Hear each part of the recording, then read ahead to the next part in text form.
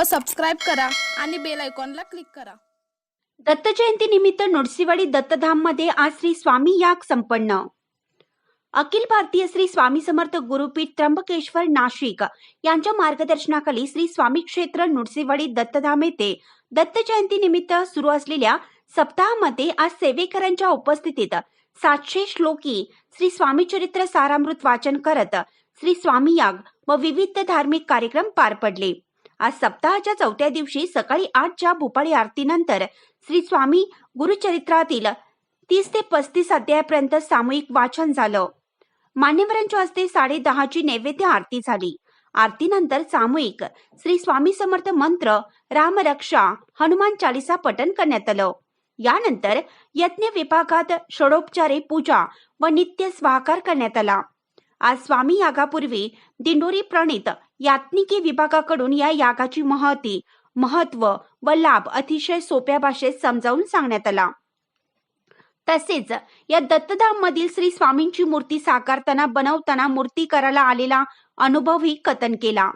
यानंतर 700 श्लोकी श्री स्वामी चरित्र सारामृत वाचन करत प्रत्येक ओवीला हवनयुक्त स्वाहाकार करण्यात आला। यावेळी मोठ्या संख्येने सेवेकरी उपस्थित होते। दुपारच्या सत्रात श्री दुर्गा सप्तशक्ती पाठ व श्री स्वामी चरित्र सारामृत पाठाचं वाचन करण्यात आलं। 6 वाजता औदुंबर प्रदक्षिणा करण्यात आली।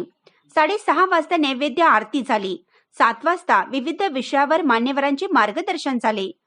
सायंकाळच्या सत्रात सप्ताह काळातील नित्य ध्यान, श्री विष्णू सहस्रनाम स्तोत्र पठण, गीतेचा 15वा अध्याय, रामरक्षा, हनुमान चालीसा पठण आदी सेवा श्री स्वामी चरणी रुजू करण्यात आली। उद्या हवनयुक्त श्री चंडीयाग होणार आहे। सप्ताहामुळे मंदिरात अखंड 24 तास प्रहर सेवा सुरू आहे।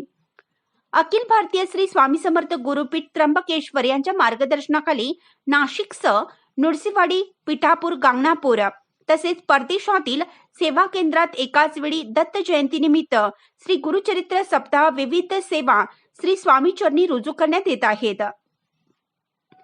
सप्ताह काळातील सर्व धार्मिक कार्यक्रमाचा सर्व भाविक श्री स्वामी सेवक भक्तांनी लाभ घ्यावा। तसेच ज्या भाविकांना सप्ताह काळात अन्नदान सेवा करण्यासाठी धान्य, वस्तू, पदार्थ देणगी द्यावयाची असेल त्यांनी श्री स्वामी समर्थ गुरुपीठ दत्तधाम येथे संपर्क साधावा असे आवाहन करण्यात आले आहे। इंडियाचा आवाज न्यूजसाठी नृसिंहवाडीहून जहांगीर रणमल्ली।